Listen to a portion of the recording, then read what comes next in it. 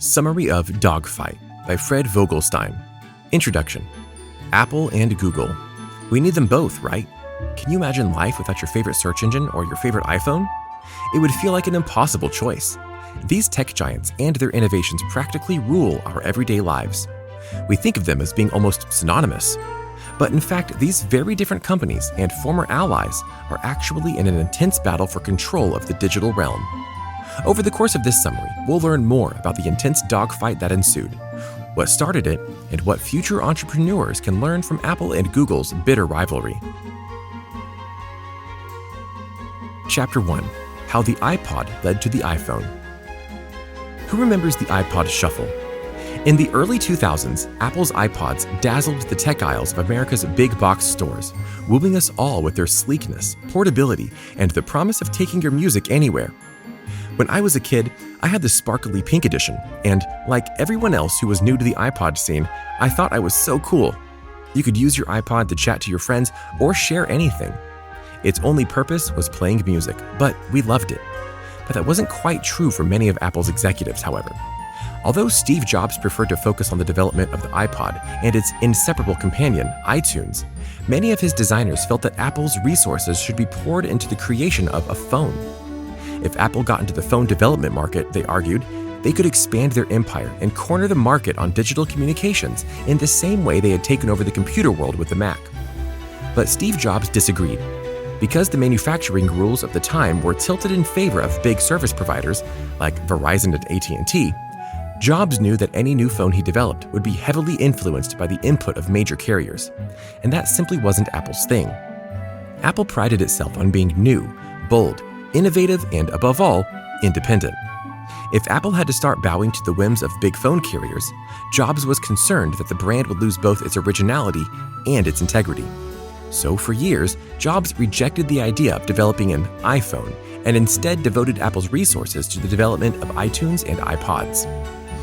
This was very on-brand for Apple, because only iTunes had the software required to run iPods, so both devices naturally fed into each other, stimulating an influx of product growth and revenue.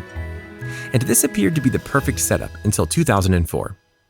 As phone manufacturers and Apple's competitors began to develop music apps that users could install onto their phones, Apple's perfect exclusive system was under threat. With the encroaching advances of new technology, it became readily apparent that iPods would be obsolete if users could merge their phones and their iPods into one singular streamlined device. And that's when Steve Jobs suddenly decided that developing a phone might not be such a bad idea after all. Chapter 2. The early evolution of the iPhone. If Apple was going to develop a phone, then Steve Jobs felt that it needed to be the best and most original phone on the market. So he dedicated a significant amount of time, money, and resources to developing features that would distinguish his phone from any other product available. And when the phone service provider Singular was being bought out by AT&T, they reached out to Apple to let them know that they would surrender all product development rights if Apple wanted to partner with them to create a phone. This, of course, provided the perfect loophole for Apple to get into the phone development game. Because of Singular's merger with AT&T, Apple could get in on one of the biggest mega carriers on the market and retain full control over the development process. It was a dream come true. So Apple spent the next 2 years designing the perfect prototype for what we now know as the iPhone. But because of the highly competitive nature of his project, Jobs became a little paranoid. He was obsessed with maintaining exclusive development rights and ensuring that no one ever beat him to the punch. To that end, he cracked down hard on security at Apple. While the new prototype was being developed, he literally divided certain buildings of the Apple campus in half by designating them as limited access areas. Only employees with the appropriate security clearance could enter, and that security clearance was limited to only those employees who were directly working on iPhone development. But the security protocols were even tighter for the employees on that team. Desperate to keep his new project under wraps, Jobs insisted that all employees sign a non-disclosure agreement, and then, for an extra security measure, requiring them to sign another document confirming that they had signed the NDA and agreed to be doubly bound by its clauses. Consequences for violating the NDA were severe, and Jobs' security measures quickly became even more divisive. For example, Even though there were multiple teams working on a variety of different processes for the prototype, their communication was extremely limited. Because both teams were bound by the restrictive NDA, they couldn't share information with each other, even when that information would be vital to product development.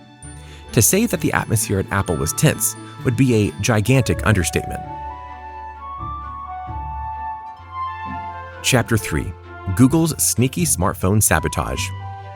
Now that we've laid the groundwork for the context of Apple and Google's feud, it's time to dig into the good stuff, the hot goss, so to speak.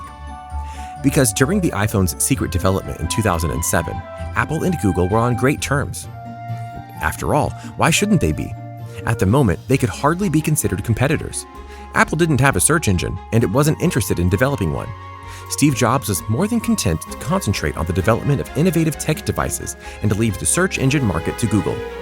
In fact, relations between the two companies were so amicable that many of Google's executives, including Google's CEO Eric Schmidt, were board members at Apple and vice versa. So, what changed? Well, as you might have guessed from the title of this chapter, while Apple was hard at work developing the iPhone, Google was developing a device of its own, what we know today as the popular Android. But to make matters worse, this project directly undermined Steve Jobs' intensive security measures. How so? Well, guess who had their own special task force on the iPhone development team? That's right, Google. Steve Jobs had done everything he could to prevent his secrets from getting out to his competitors. But he never guessed that by partnering with Google, he had literally invited his competitors right into his secret space. You see, Jobs had hoped to partner with Google on the iPhone by incorporating a number of Google features like YouTube, Google Maps, and the Gmail app into the phone's software. By making the iPhone compatible with the world's leading search engine, Jobs believed that he could retain control over the iPhone while also making it more popular. It never occurred to him that while he was running his own secret project, Google might have one of their own. Development on the Android began in 2005, and Google was every bit as tight on security as Apple. The first Android was released shortly after the first iPhone in 2007. But because it was an overwhelmingly inferior device and lacked the features that set the iPhone apart, it was an instant failure. By contrast, the iPhone amassed a record 270,000 sales in its first 2 days on the market. And over the course of the next 6 months, Apple sold another 4 million iPhones. So, was Steve Jobs worried about Google's Android flop? Not in the slightest. Chapter 4: Google ups their game. Unfortunately, however, that wasn't all Google had up their sleeve. The failed Sooner Android had been written off as an experiment. They wanted to try something, and it flopped.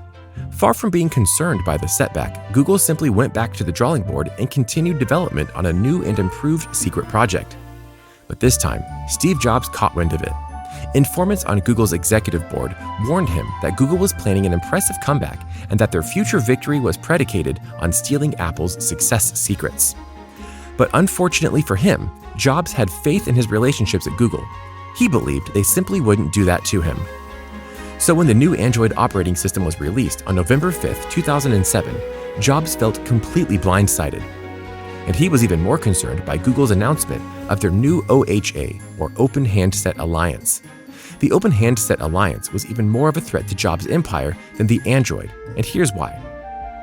The iPods became obsolete because other manufacturers figured out how to marry the MP3 player and the cell phone. There was no need to pay for the exclusivity of the iPod and iTunes when you could find a more accessible option.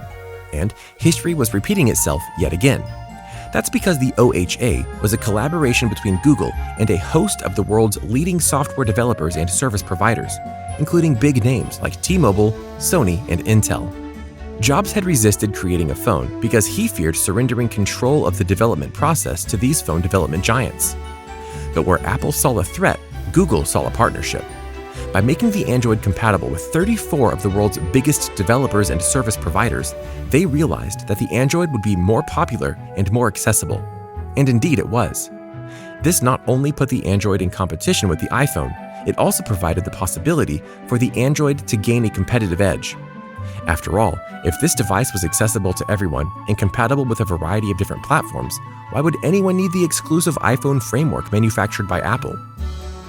Steve Jobs was initially outraged by the competition, but he grew even more angry when Google unveiled the Android's new iPhone-like features. Feeling that Google had basically stolen his ideas, Jobs threatened a lawsuit and Google backed off. Temporarily. Chapter 5. The Dogfight. For about a year, it looked as though the drama might be over. Google seemed appropriately ashamed of its thievery, and Apple heard nothing in the way of new product developments. That was, of course, until 2009 when Google released its newest product, the Droid phone. This time, Google branded their Android devices as an improvement on the iPhone and devoted their marketing to showcasing features that the iPhone lacked. Steve Jobs was furious about this too, but there was nothing he could do about it. Building a better mousetrap marked Google as a competitor, but not necessarily a thief. But all that changed in 2010 when Google sneakily produced an Android update. This update brought something called multi-touch navigation to the Android, and that was something Apple had patented. To contextualize multi-touch navigation in layman's terms, this simply means that a touchscreen device can recognize more than 1 or 2 points of contact with the touchscreen. For example, if you're trying to zoom in on an image of your iPhone and you use 2 fingers to maneuver the screen, that's multi-touch navigation. And in that respect, Google had blatantly stolen Apple's idea. Finally equipped with ammunition to fight back, Apple attacked by filing patent lawsuits against everyone who manufactured and produced the Android. Although he would have liked to sue Google for all it was worth, Steve Jobs wisely recognized that he would have more success in winning a patent lawsuit if he sued manufacturers on the premise that they had copied his patented features. By the summer of 2012, Apple had taken the big dogs to court and walked away with a $1 billion settlement. But the fight was far from over. Chapter 6. The Aftermath. Apple, of course, hoped to win the battle over the patent rights, but they also wanted to wound Google. If they could attack the company's reputation in the public eye, they presumed that sales would go down, along with public support for Google, and therefore they could defeat their biggest competitor. But unfortunately for Apple, even though they won the settlement, their efforts had the opposite effect. So far from halting Google's production or slandering their good name, the onslaught from Apple only added fuel to the fire. Google continued to produce more and more products, many of which were improvements on the iPhone or designed to be deliberate competitors. In fact, the Droid was currently selling better than the iPhone. And it didn't help that Steve Jobs attacked Google in the media almost on a daily basis until his death in 2011. As you might imagine, the continued onslaught served only to make Apple look bad. And they looked even worse when Google launched Google Voice in 2008. In a gesture of inclusion, Google reached out to try to end the feud and offered to collaborate with Apple and include the Google Voice app on the iPhone. But Apple immediately declined the partnership, and this tanked their public reputation. Users weren't interested in the tech war, and they were starting to get sick of the years of drama.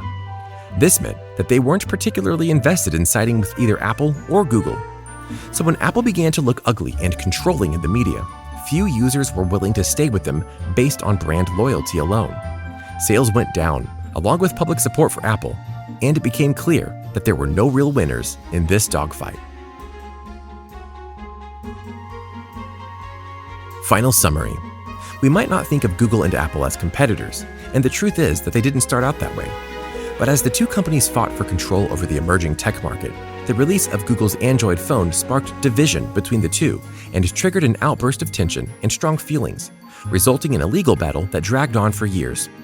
Although Steve Jobs was understandably infuriated by a competitor attempting to steal his idea, he reacted badly and was overly controlling in his attempts to handle the problem. This resulted in a lot of negative publicity for Apple, and rather than looking like the outraged underdogs, they simply appeared petty and spiteful. This added more fuel to the fire and laid the groundwork for a lasting battle that went on long after Steve Jobs' death in 2011.